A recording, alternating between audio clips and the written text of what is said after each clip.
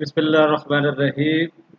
Assalamu alaikum, dear student. Me, Dr. Afzal, with the 20th lecture of our course Elementary Linear Algebra of course code Math 2114.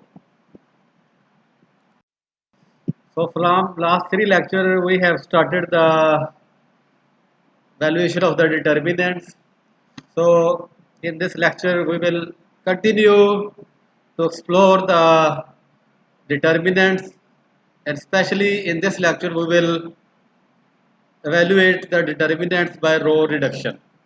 जैसे हमने matrices में उसकी echelon form या reduce echelon form में वो उस पर रो ऑपरेशन करे थे, सिमिलरली आप डिटर्मिनेंट्स में भी वो रो ऑपरेशन यूज कर सकते हैं सो दैट कि हम उनको डायगोनल फॉर्म में कन्वर्ट कर दें या एचेलॉन या रिड्यूस एचेलॉन फॉर्म तो वहाँ से हमें directly determinant of the matrix जो है ना वो मिल जाएगा, क्योंकि हम कोई भी मैट्रिक्स है उसको आप कोई भी ऑपरेशन करें तो उसके बाद जो हमारे पास आंसर बनेगी, न्यू मैट्रिक्स जो बनेगी, उसका डिटर्मिनेंट और जो गिवन है उसका हमेशा आंसर सेम आएगा.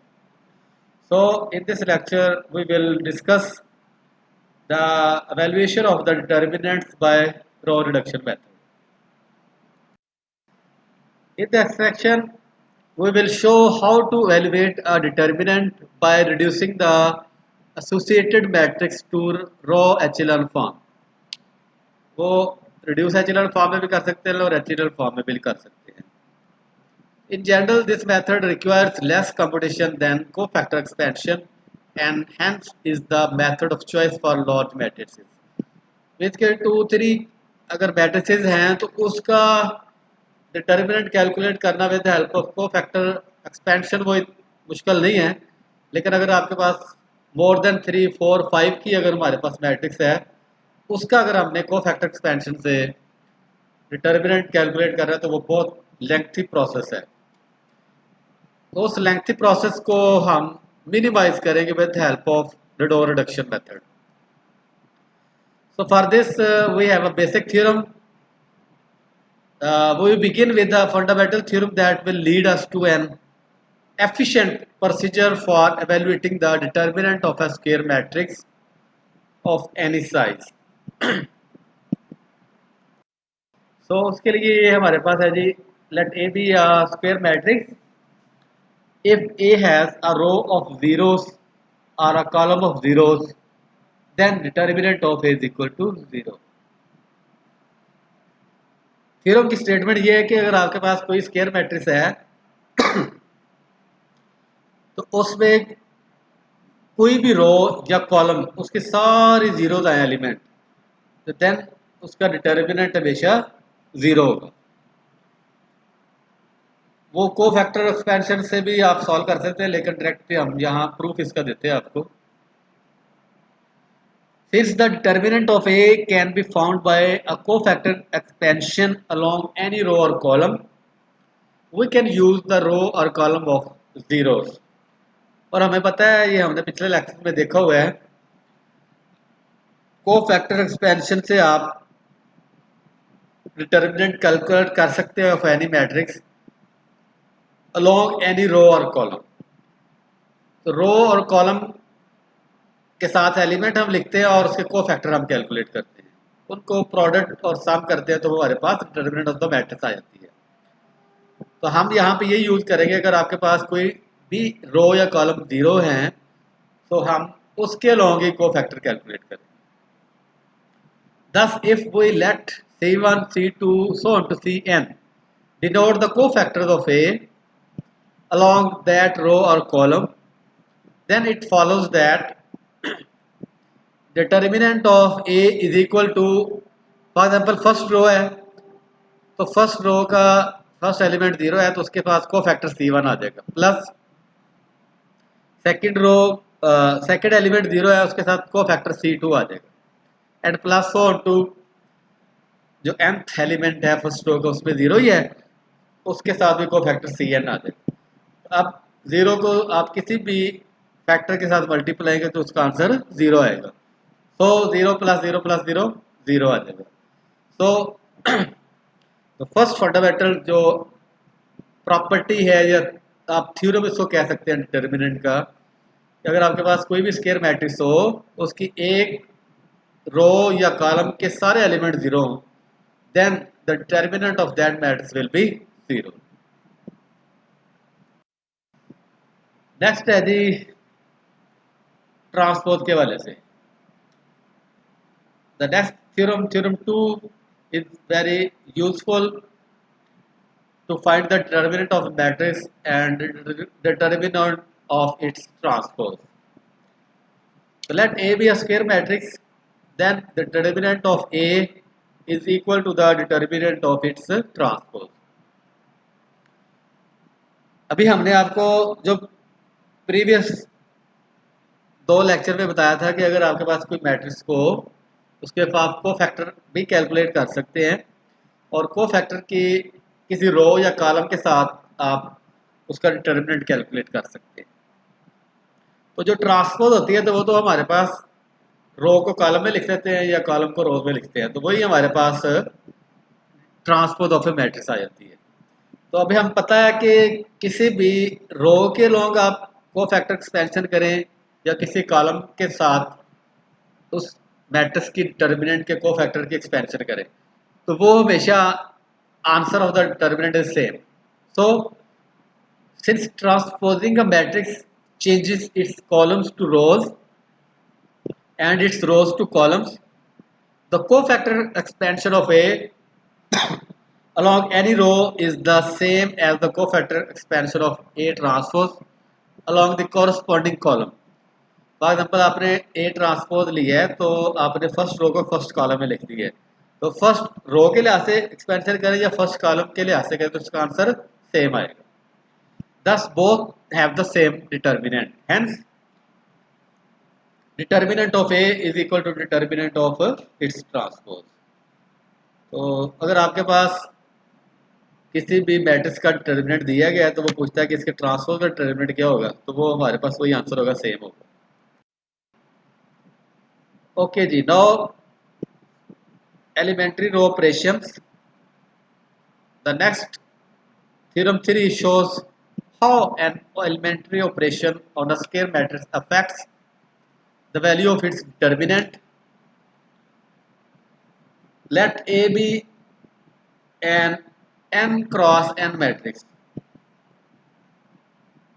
Number A, if B is the matrix that results when a single row or single column of A is multiplied by a scalar k, then determinant of B is equal to k times determinant of A.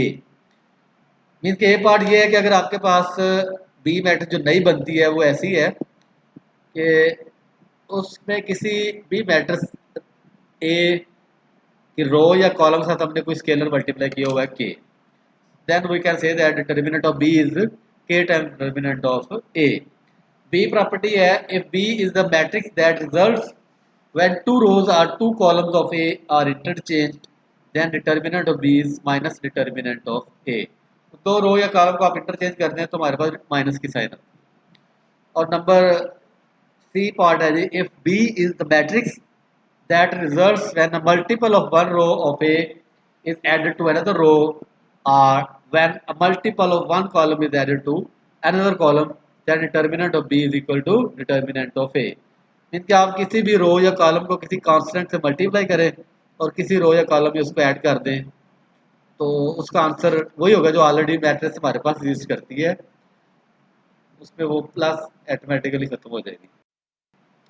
अब ये जो three properties इसको हमने इस table की form में represent किया हुआ है। In place of a formal proof for n cross n matrix, we have provided a table to illustrate the ideas in the 3 cross 3 cases as shown below. These are extendable for 4 cross 4, 5 cross 5 and so on to n cross n. तो first है जी a times a11 a12 a13, first row के साथ k multiply हुआ है तो this can be written as k times the determinant of a11 a12 a13 a21 a22 a23 a31 a32 a33। तो first matrix जो रो है of A is multiplied bye के। Second है जो हमने कहा था इंटरचेंज भी कर सकते हैं आप रोज को तो लेफ्ट साइड पे बी है जो determinant of B A21 A22 A23 A11 A12 A13 A31 A32 A33 is equal to minus A11 A12 A13 A21 A22 A23 and A31 A32 A33. So minus determinant of A. The first and second rows of A are interchanged. Okay, next जो third part था C उसमें हमने क्या किया जी जो second row है उसको K के साथ मल्टीप्लाई करके फर्स्ट रो में ऐड किया हुआ है multiple of the second row of A is added to the first row. तो A11 प्लस के A21 A12 प्लस के टाइम्स A22 A13 प्लस के टाइम्स A23 और A21 22 23 31 32 33 is equal to determinant of A that is A11 A12 A13 A21 22 A23 A31 A32 A33 इसकी हम first जो है इसका प्रूफ आपको बताते हैं बाकी सिमिलर आप कर सकते हैं The determinant on the two sides of the equation differ only in the first row जो A part है so these determinants have the same cofactors C11 C12 C13 along that row since those factors depend only on the entries in the second two rows इसके अगर first row के लिए ऐसे आप कर रहे हैं तो जो को फैक्टर्स आएंगे वो तो सेकंड और थर्ड रो के लिए आते हैं तो आप लेफ्ट साइड पे जो हमारे पास डिटर्मिनेंट है उसको एक्सपेंड करें या राइट साइड पे उससे हमें कोई फर्क नहीं पड़ता thus expanding the left side by cofactors along the first row yields k times a11 k times a12 k times a13 second row में a21 a22 a23 a31 a32 a33 अगर इसको हम को फैक्टर एक्सपेंशन से करते हैं first row के लिहाज से फर्स्ट रो का फर्स्ट एलिमेंट है के a11 और को फैक्टर आ जाएगा C11 प्लस के A12 C12 प्लस के A33 C13 ओके C1 के टाइम A13 उसके बाद हम क्या करेंगे जी के कॉमन आ जाएगा बाकी A11 C11 A12 C12 and so on C13 तो ये जो A11 C11 प्लस A1 ये डिटर्मिनेंट है of A11 A12 A13 A21 A22 A23 A31 A32 A33 तो ये राइट हैंड साइड है फर्स्ट जो हमारे पास property similarly you can prove part B and C of theorem number 3 अब ये जो थ्योरम नंबर 3 था इसको हम एक्सटेंड करते हैं जी for identity matrices of order n तो वो वेरी यूजफुल होगा It will be useful to consider the special case of the theorem 3 in which matrix A is identity matrix of order n and E rather than B और B जो है ना उसको E की form में लिख रहे हैं elementary matter that results when the row operation is performed on In in this special case theorem 3 implies the following result वो theorem 4 की फॉर्म में लिखा हुआ है let E be an elementary matrix तो देन ए पार्ट क्या होगा जी if E results from multiplying a row of I N by a non zero number K then determinant of E is equal to K I mean कि अगर आपके पास एक identity matrix है उसका तो डिटर्मिनेंट 1 ही होना है उसको किसी नॉन जीरो नंबर से मल्टीप्लाई करें उसके किसी रो को तो वो हमारे पास उसका जो मल्टीप्लाई करें वही उसका डिटर्मिनेंट होगा तो किसी भी आइडेंटिटी मैट्रिक्स में अगर आप दो रोज को या दो कॉलम्स को चेंज करते हैं तो उसका डिटर्मिनेंट -1 के बराबर आएगा if E results from interchanging two rows of I N then determinant of E is equal to -1 उसके अलावा सी पार्ट है जी if E results from adding a multiple of one row of I N to another then determinant of E is equal to 1 तो अगर आप किसी भी एक रो में किसी दूसरी रो को ऐड करते बाय मल्टीप्लाइंग तो determinant of the resulting matrix will B 1 अब जो थ्योरम हमने देखी उसकी एग्जांपल्स हम देख लेते हैं। डिटर्मिनेंट एग्जांपल नंबर 1 है determinants of elementary matrices. The following determinants of elementary matrices which are evaluated by inspection, जो थ्योरम नंबर 4 में हमने दी थी।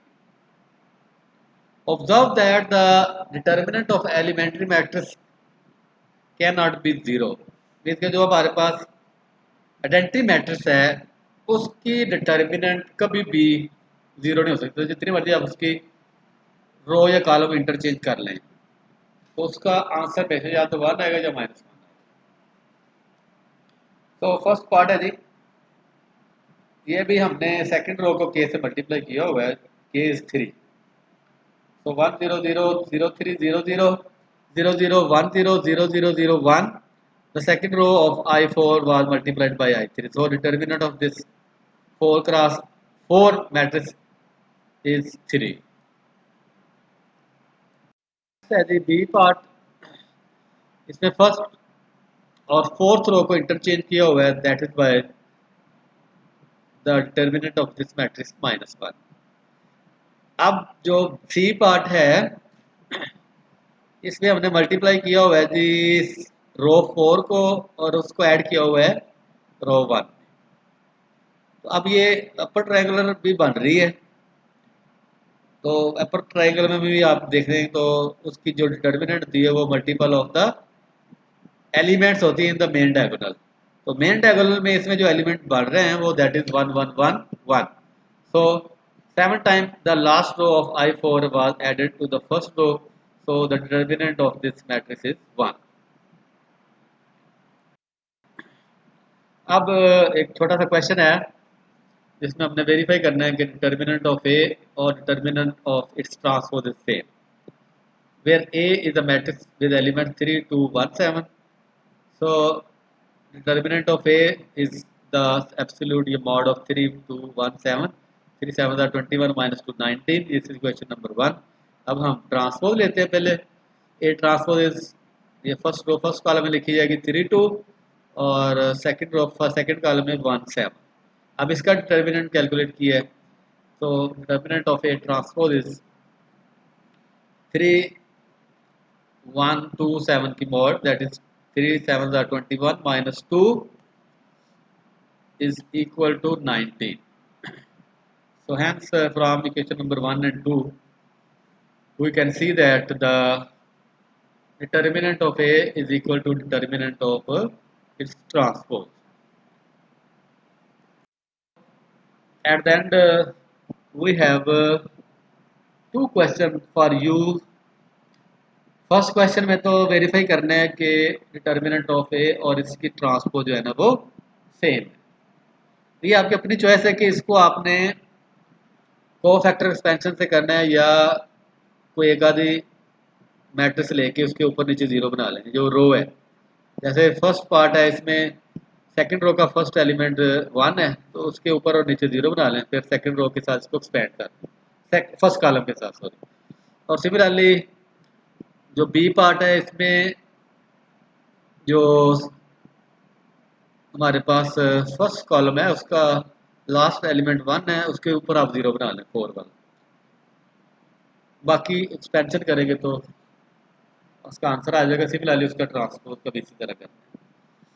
अच्छा, सेकंड क्वेश्चन में डिटर्मिनेंट कैलकुलेट करना है विदाउट एनी एक्सपेंशन, डायरेक्ट आपने एक्शन से ही कैलकुलेट करना है।